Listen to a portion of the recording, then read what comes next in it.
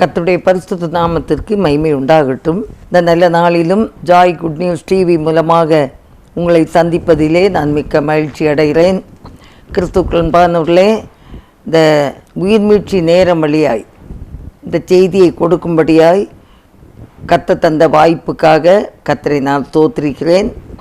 கிறிஸ்துக்களே, இந்த நாளில் நான் பேசுகிற செய்தியின் தலைப்பு காலம் குறுகியது என்று வேதத்திலே ஒரு வசனம் சொல்லுகிறது.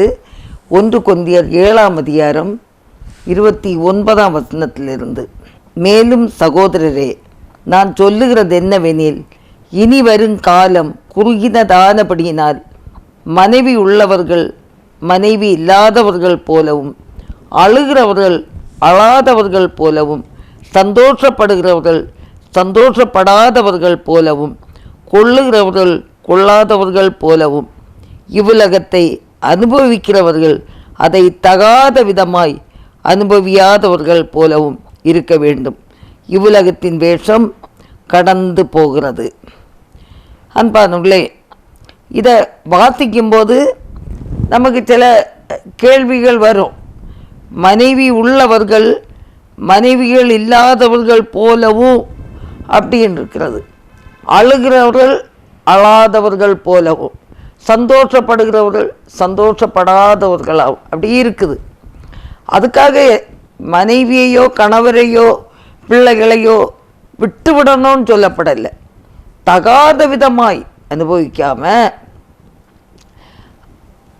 சந்தோஷமாய் குடும்ப வாழ்க்கையை செய்ய வேண்டும். ஆண்டவரை முதன்மையாக வைத்து குடும்ப வாழ்வை நடத்த வேண்டும். அதுதான் முக்கியம். கர்த்தருக்கு பிரியமானவைகளை நாம் செய்ய வேண்டும். அதற்காக தான் சொல்லப்படுகிறது. ஏன்னா வேதம் சொல்லுகிறது, யோபு 14:12, ஸ்திரீயிடத்தில் பிறந்த மனுஷன் வாழ்நாள் குறுகினவனும் சஞ்சல நிறைந்தவனுமாயிருக்கிறான். அவன் பூவை போல பூத்து அற்புண்கிறான், நிழலை போல நிலை நிற்காமல் ஓடி போகிறான். ஏன்னா மனுஷனுடைய வாழ்நாள் தெரியாது. இன்றைக்கு தான் உங்கள் முன்னால் நிற்கிறேன், அடுத்த தடவை நான் இருப்பனா இருக்க மாட்டேனான்னு எனக்கு என்ன கேரண்டி? எனக்கு உயிருக்கு எனக்கு என்ன உத்தரவாதம் இருக்குது? எல்லாருடைய ஜீவனும் கர்த்தருடைய கரங்களில் இருக்குது. இல்லை நான் இனி இங்கே இருக்கவே மாட்டேன், நான் வந்துடுவேன், நான் அப்படி போக முடியாது. இல்லை நான் இங்கே தான் இருப்பேன்னாலும் இருக்க முடியாது. கர்த்தருடைய வேளை வரும்போது எல்லாரும் அந்த நித்திரை பண்ணி தான் ஆகணும். கர்த்தருக்குள்ள இளைப்பாறி தான் ஆக வேண்டும். எல்லாவற்றுக்கும் ஒரு முடிவு உண்டு. ஆகையினால அன்பானவர்களே, நம்ம இந்த உலகத்தில் இருக்கிற நாள் குடும்ப வாழ்க்கை எல்லா காரியங்களிலும் தகாத விதமாக இல்லாதபடி கர்த்தருக்கு பிரியமும் சித்தமும் நிறைவேறக்கூடிய அளவில் நம்ம வாழ வேண்டும். காலம் குறுகியது. ஒருவேளை நம்முடைய மரணம் முந்தி இருக்கலாம், இல்லைன்னா கர்த்தருடைய வருகையே இருக்கலாம். எதற்கும் நம்ம என்ன செய்யணும்? ஆயத்தமாய் இருக்க வேண்டும். அந்த ஆயத்த உடையவர்களாக இருக்கும்போது எந்த சூழ்நிலையிலையும் கர்த்தர் வரும்போது நாம் அதை உணர்ந்து அவரோடு கூட அரசாட்சி செய்ய போகலாம். யோவான் 2ஆம் அதிகாரம் 17ஆம் வசனத்தில் பார்க்கும்போது, அப்பொழுது உம்முடைய வீட்டை குறித்து உண்டான பக்தி வைராக்கியம் என்னை பட்சித்தது என்று எழுதியிருக்கிறதை அவருடைய சீடர்கள் நினைவு கூர்ந்தார்கள். அன்பானவர்களே, ஆண்டோடைய வீட்டை குறித்த ஒரு பக்தி வைராக்கியம், அந்த ஆண்டோடைய வீட்டை குறித்த பக்தி வைராக்கியம்னா அவர் நமக்காக ஒரு நித்திய ஜீவன், ஒரு பரலோக ராஜ்யத்தை நமக்கு ஆயத்தம் பண்ணி வைத்திருக்கிறார். அதை குறித்ததான ஒரு பக்தி வைராக்கியம் நமக்கு இருக்க வேண்டும். எனக்காக ஒரு இடத்தை அவர் ஆயத்தம் பண்ணி இருக்கிறார். அந்த ராஜ்யத்தில் நான் செல்ல வேண்டும். அதற்கான ஒரு பக்தி வைராக்கியம் நமக்குள்ளே இருக்க வேண்டும். ஆகையினால நாம் அவரை சார்ந்து ஜீவிக்கும்போது நிச்சயமாக எப்படி ஆதாமுக்குள் எல்லாரும் மரித்தார்களோ அதே போல கிறிஸ்துவுக்குள் எல்லாரும் உயிர்ப்பிக்கப்படுவார்கள். ஏன்னா ஆதாம் மரித்தான், உயிர்ப்பிக்கப்படலை. ஆனால் இயேசு கிறிஸ்து மரித்தார், 3ஆம் நாள் உயிர்த்தெழுந்தார். எப்படி ஆதாமுக்குள் மனுஷன் மரிக்கிறானோ கிறிஸ்துவுக்குள் எல்லாரும் என்ன செய்கிறாங்க? உயிர்ப்பிக்கப்படுகிறார்கள். ஆகையினால அன்பானவர்களே, அந்த உயிர்ப்பிக்கப்படுகிற நேரத்தில் கிறிஸ்துவுக்குள் மரித்தவர்கள் பாக்கியவான்கள். அவர்கள் தேவனோடு அவருடைய ராஜ்யத்தில் ஆளுகை செய்வார்கள். அந்த வீட்டை குறித்ததான பக்தி வைராக்கியத்தோடு நம்ம வாழணும். அங்கே நான் அந்த ராஜ்யத்துக்கு நான் போகணும், அவர் எனக்காக ஆயத்தம் பண்ணி வைத்திருக்கிற அந்த அந்த பரலோக ராஜ்யம், அந்த வீட்டிற்கு நான் செல்ல வேண்டும் என்ற பக்தி வைராக்கியத்தோடு இந்த உலகத்தில் நமக்கு கஷ்டங்கள், கண்ணீர்கள், பிரச்சனைகள் வந்தாலும் அழாதவங்களை போல பவுல் சொல்லுவார், எப்பக்கத்தில் நெருக்கப்பட்டேன், நான் ஒடுங்கி போவதில்லை. எப்பக்கத்தில் நெருக்கம் ஆனாலும் கண்ணீர் விடாமல், இல்லைன்னா எல்லா சந்தோஷத்தையும் கர்த்தர் தந்தாலும் அதுதான் ஒரு பெரிய சந்தோஷம்னு அதில் மகிழ்ச்சியோடு இருந்து எல்லாவற்றையும் மறந்துடக்கூடாது. ஆண்டவருடைய சமூகத்தில் வருவதை என்ன செய்யக்கூடாது? மறந்து விடக்கூடாது. ஆகையினால நாம் அவருக்குள்ளே உயிர்ப்பிக்கப்படுகிற நேரத்தில் அவருடைய நித்திய வீட்டுக்குள்ளே நாம் கடந்து போக இருக்கிறோம். அந்த பக்தி வைராக்கியம் நமக்குள்ளே இருக்கணும். நான் செல்வேன், கட்டாயம் அவருடைய ராஜ்யத்துக்குள்ளே நான் செல்ல முடியும். செல்லன்னா பரிசுத்தத்தோடு அவரை தரிசிக்கணும்னா பரிசுத்தமான ஒரு வாழ்க்கை வேண்டும். ஆகையினால பரிசுத்தமாய் ஜீவிக்க நம்மை ஒப்பு கொடுக்க வேண்டும். அந்த 1 கொரிந்தியர் 15ஆம் அதிகாரம் 54ஆம் வசனத்தில் பாருங்க, அழிவுள்ளதாகிய இது அழியாமையையும் சாவுக்கேதுவாகிய இது சாவாமையும் தரித்து கொள்ளும்போது மரணம் ஜெயமாக விழுங்கப்பட்டது என்று எழுதியிருக்கிற வார்த்தை நிறைவேறும் என்று பார்க்கிறோம். அழிவுள்ளதாகிய நம்ம சரீரம் எல்லாம் அழிஞ்சு போகக்கூடியது, ஆனால் சாவுக்கேதுவாகிய இது சாவாமையும் தரித்து கொள்ளும். எப்ப? மரணம் ஜெயமாக விழுங்கப்படும் போது, கிறிஸ்துவுக்குள்ள மரிக்கும் போது, கிறிஸ்துவை உடையவர்களாக ஜீவிக்கும் போது என்ன செய்வோம்?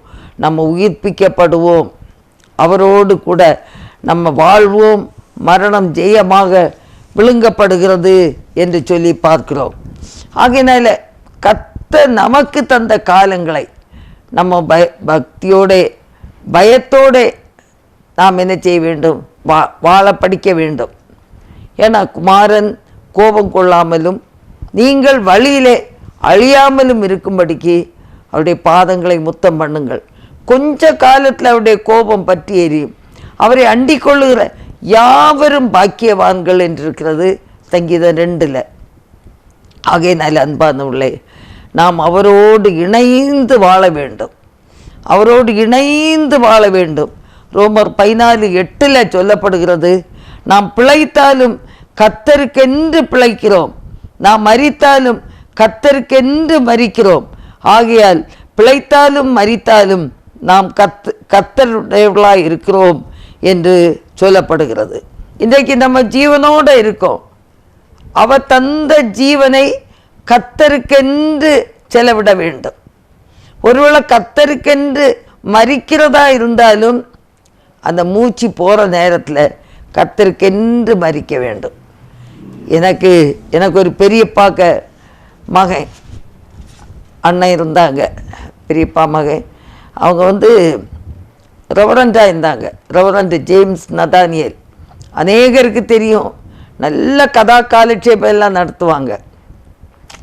நான் அப்போ தான் பாம்பேலேருந்து எனக்கு எஃப்எம்பிபியில் நான் ரிட்டையர்மெண்ட் ஆகி நான் கன்னியாகுமரி மாவட்டத்துக்கு வந்தேன். அப்போ அண்ணன் அவங்க டாக்டர் பென்சாம் ஹாஸ்பிட்டலில் அவங்க அட்மிட் செய்யப்பட்டிருந்தாங்க. அப்போ நான் போய் பார்க்க போனேன். அவங்க நிறைய அவங்களுக்கு சுகர் ப்ராப்ளம், டயபெட்டிக்ஸ் உண்டு. எங்களை பார்த்த உடனே ரொம்ப சந்தோஷமாக படுக்கையில் தான் இருக்காங்க. ஆனாலும் நல்ல சிரிச்ச முகத்தோட, குட்டியை பிள்ளை நான் ஆயத்தமாக இருக்கேன், இனி ஏசப்பா தான் வந்து என்னை அழைத்து செல்லணும் அப்படின்னு சொல்லிட்டு பிள்ளை ஒரு ஜெபம் பண்ணு அப்படின்னு சொன்னாங்க. அதில் நான் ஜெபம் பண்ணேன். அண்ணன் வந்து சொன்னாங்க, நான் ஆயத்தமாக இருக்கேம்மா. அன்பானவர்களே, படுக்கையில் இருக்காங்க, படுக்கையில் இருக்காங்க. அவங்க சொல்கிறாங்க, நான் ஆயத்தமாக இருக்கேன், இனி ஏசப்பா தான் வந்து கூட்டிகிட்டு போனோம். சரி, நாங்கள் ஜெபம் பண்ணிட்டு நாங்கள் வீட்டுக்கு வந்தோம். பின்னாலே செய்தி வருது, அவங்க நித்திய வீட்டுக்கு போயிட்டாங்கன்னு. அவங்க வாழ்ந்த காலமும் கர்த்தருக்காக வாழ்ந்தார்கள், மரித்த நேரமும் கர்த்தருக்கென்று மரித்தார்கள். கடைசி வரை அந்த விசுவாசத்திலும் அந்த அன்பிலும் கர்த்தருக்கென்று இந்த உலகத்தை விட்டு கடந்து போனாங்க. நல்ல ஒரு போதகர். எனக்கு ஒரு மூத்த பெரியப்பாவுக்கு மகன். அன்பானவர்களே, கர்த்தருக்கென்று நம்ம வாழணும். கொஞ்ச காலம் வாழ்ந்தாலும், எத்தனை காலம் வாழ்ந்தேன் என்று கேள்வி இல்லை. வாழ்ந்த காலம் குறுகியதாக இருந்தாலும் எப்படி வாழ்ந்தேன், எப்படி வாழ்ந்து கொண்டிருக்கிறேன், அதுதான் பதில். 100 ஆண்டு காலம் வாழ்ந்தும் ஒரு கல்லறை கூட வழி இல்லைன்னா என்ன பிரயோஜனம்? 100 பிள்ளைகளை பெற்றும் ஒரு கல்லறை கூட இல்லைன்னா என்ன பிரயோஜனம்? கொஞ்ச காலம் வாழ்ந்தாலும் நம்முடைய ஆரம்பம் தரித்திரமாக இருந்தாலும் நம்ம முடிவு சரித்திரமாய் முடியணும். கர்த்தருக்கேற்ற பாதையில் முடியணும். நித்திய ராஜ்யத்துக்குள்ளே போகக்கூடிய அந்த ஒரு நிலை பெற்றவர்களாக இந்த உலக ஓட்டத்தை முடிக்க வேண்டும். அதான் பவுல் சொல்லுகிறார், நல்ல போராட்டத்தை போராடினேன், ஓட்டத்தை முடித்தேன், இது முதற்கொண்டு எனக்கு நீதியின் கிரீடம் வைக்கப்பட்டிருக்கிறது. அந்த நீதியின் கிரீடம், அந்த நித்திய வீட்டை குறித்ததான ஒரு பக்தி வைராக்கியம், அதில் நான் மட்டும் இல்லை, என் குடும்பம் அந்த வீட்டை குறித்ததான பக்தி வைராக்கியம், இந்த தேசத்து ஜனங்கள் எல்லாரும் அந்த வீட்டுக்குள்ளே, அந்த பரம வீட்டுக்குள்ளே கடந்து செல்ல வேண்டும். அந்த வைராக்கியத்தோடு வாழ்ந்தாலும் கர்த்தருக்கென்று வாழ்ந்து, மரித்தாலும் கர்த்தருக்கென்று மரிக்க வேண்டும். கர்த்தர் உதவி செய்வார். அல்லேலூயா. தான் பவுல தான் சொல்கிறாரு, எனக்கு கிறிஸ்து எனக்கு ஜீவன், சாவு எனக்கு ஆதாயம் சொல்றாரு. கிறிஸ்து எனக்கு ஜீவன், சாவு எனக்கு ஆதாயம். ஜீவனை உடையவர்களாக இருக்க வேண்டும். அப்போ தான் சொல்ல முடியும், கிறிஸ்து எனக்கு ஜீவன், கிறிஸ்து எனக்கு ஜீவன். அந்த அண்ணனை குறித்து, அந்த போதகரை குறித்து நான் சொன்னனே, நான் ஆயத்தமாக இருக்கேன்னு சொல்கிறாங்க. அவருடைய நித்திய வீட்டுக்கு போவதற்கு நான் ஆயத்தமாக இருக்கிறேன். என்ன ஒரு சந்தோஷமாக இருக்கு பாருங்க. அந்த வாழ்க்கையில் ஒரு நிச்சயம், அந்த நித்திய வீட்டை குறித்ததான பக்தி வைராக்கியம் இருந்த நாட்களில் நல்ல சபைகளை பிரகாசித்தாங்க, நல்ல பிரகாசமாக இருந்தாங்க.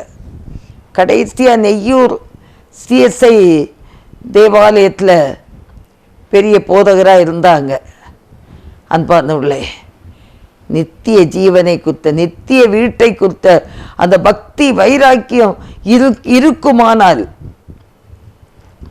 அநேகரை அந்த இடத்துக்கு அழைத்து செல்வோம். அநேகருக்காக நம்ம ஜெபிப்போம், அநேகரை ஆயத்தப்படுத்துவோம். நம்மளும் ஆயத்தமாக இருக்கணும், அடுத்தவங்களையும் ஆயத்தப்படுத்தணும். ஆகையினால நமக்கு தந்த கொஞ்ச காலம் கிறிஸ்து எனக்கு ஜீவன் என்று சொன்னார். அந்த ஜீவனாகிய கிறிஸ்து நமக்குள்ளே இருக்கும்போது நம்ம தைரியமாக இருக்க வேண்டும். எபிரேயர் 10:35-37 சொல்லப்படுகிறது, ஆகையால் மிகுந்த பலனுக்கேதுவான உங்கள் தைரியத்தை விட்டுவிடாதிருங்கள். தைரியமாட்டு ஆண்டவரை உறுதியாட்டு பற்றி பிடிக்கணும். எந்த சூழலையானாலும் கர்த்தருக்கென்று ஜீவிக்கணும். மிகுந்த பலனுக்கேதுவான என்ன பலன்? மிகுந்த பலன் என்னது? நித்திய ஜீவன், நித்திய வீடு. ஆகையினால நம்ம தைரியத்தை விட்டுறக்கூடாது. நம்ம விட்டுட்டோம்னா நித்திய வீட்டுக்குள்ளே போக முடியாது. ஆகையினால அந்த மிகுந்த பலனுக்கேதுவான உங்கள் தைரியத்தை விட்டு விடாதிருங்கள். அல்லேலூயா, அல்லேலூயா. வருகிறவர் இன்னும் கொஞ்ச காலத்தில் வருவார், தாமதம் பண்ணார். குறுகிய காலம்னு பார்த்தோம் இல்லை, ஆண்டவருக்கு வருக அதி சீக்கிரம் இருக்கலாம், சொல்ல முடியாது. நம்ம தைரியமாக இருக்கணும். ரோமர் 13ஆம் அதிகாரம் 12ஆம் வசனத்தில் சொல்லப்படுகிறது, இரவு சென்று போயிற்று, பகல் சமீபமாயிற்று, ஆகையால் அந்தகாரத்தின் கிரியைகளை நாம் தள்ளிவிட்டு ஒளியின் ஆயுதங்களை தரித்து கொள்ள கடவோம் என்று சொல்லப்படுகிறது. இரவு சென்று போயிற்று, ஆண்டுடைய வருகை அது சீக்கிரமாய் இருக்கிறபடினால நம்ம என்ன செய்யணுமா? ஒளியின் ஆயுதங்களை நம்ம என்ன செய்ய தரித்து கொள்ள கடவோம். கர்த்தருக்கேற்ற பாதையில், பரிசுத்தமான வாழ்க்கையில், அவர் விரும்பும் ஒரு பாதையில் நம்ம நடக்கணும். அவர் தங்கும் ஆலயமாக நாம் வாழ்ந்து காட்ட வேண்டும். நீங்களே என்னுடைய பரிசுத்த ஆலயம்னு சொல்லும்போது அவர் தங்கும் ஆலயமாக நம்முடைய வாழ்க்கையை நாம் அவருக்கு கொடுக்க வேண்டும். கிறிஸ்து எனக்கு ஜீவன் சொல்லும்போது, கிறிஸ்து நமக்குள்ள வாசம் செய்யும் போது நாம் என்ன செய்ய வேண்டும்? தைரியமாய் கர்த்தரை பின்பற்ற வேண்டும். 1 பேதுரு 4ஆம் அதிகாரம் 7ஆம் வசனத்தில் சொல்லப்படுகிறது, எல்லாவற்றுக்கும் முடிவு சமீபமாயிற்று, தெளிந்த புத்தி உள்ளவர்களாக இருந்து ஜெபம் பண்ணுவதற்கு ஜாக்கிரதை உள்ளவர்களாக இருங்கள். அன்பானவர்களே, வரக்கூடிய இயேசு கிறிஸ்து எப்பனாலும் வரட்டும், ஆனால் நம்ம என்ன செய்ய வேண்டும்? தெளிந்த புத்தி உள்ளவர்களாக இருந்து ஜெபம் பண்ண ஜாக்கிரதை உள்ளவர்களாக இருக்கணும். ஏன்னா ஜெபிக்க தவறுனோன்னு வச்சுக்கிடுங்க, அந்த பிசாசு அந்த நம்ம தூங்கிட்டே இருக்கோன்னு வைங்க, களையை விதைச்சிக்கிட்டு போவான்.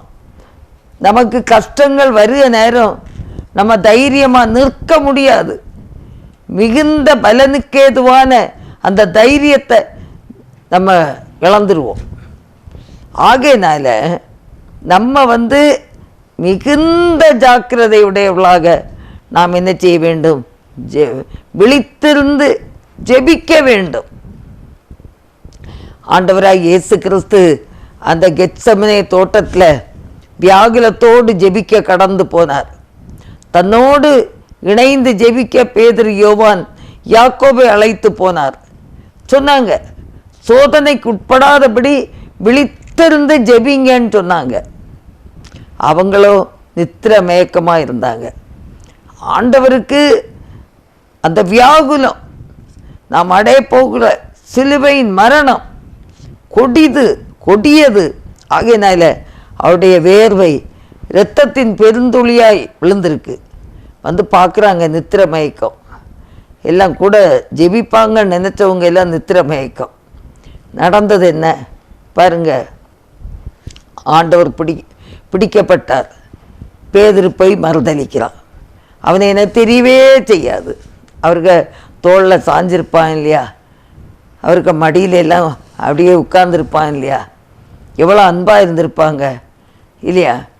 அவங்க ஆண்டவர் எவ்வளவு நேசித்தனால பேர் சொல்லி அழைத்து தன்னோடு இருக்கும்படியாக 12 பேரை தெரிந்து கொண்டாங்க. அஜாக்கிரதை, நித்திர மயக்கம், நித்திரை, தூக்க மயக்கம், அந்த தைரியம், பெலன் எல்லாம் போச்சு. வேலைக்காரங்க மத்தியில் சத்தியமாக எனக்கு அவனை தெரியவே செய்யாதுன்னு சொல்லி மறுதளிக்க வேண்டிய நிலைமை வந்துட்டு. அன்பானவர்களே, மிகுந்த பலனுக்கு ஏதுவான அந்த தைரியத்தையும் விட்டுறாதுங்க. அவருடைய வீட்டை குறித்ததான பக்தி வைராக்கியம், வீடுனா நித்திய வீட்டை குறித்ததான பக்தியத்தையும் நம்ம வச்சுக்கிடணும். அப்படியே அந்த ராஜ்யத்துக்கு நான் மட்டும் இல்லை, அநேகரை கொண்டு செல்லணும். அந்த அந்த அந்த வைராக்கியத்தோடு கடவுள் நம்ம கொடுத்த காலங்களில் கர்த்தருக்கென்று நாம் வாழ வேண்டும்.